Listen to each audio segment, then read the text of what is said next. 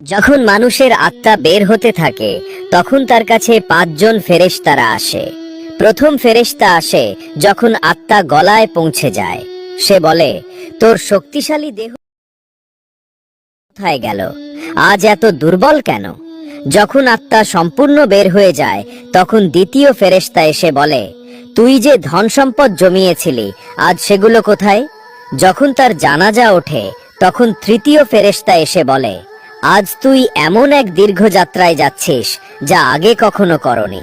তুই এমন এক সংকীর্ণ ঘরে প্রবেশ করছিস যেখানে শোবারও যথেষ্ট জায়গা নেই।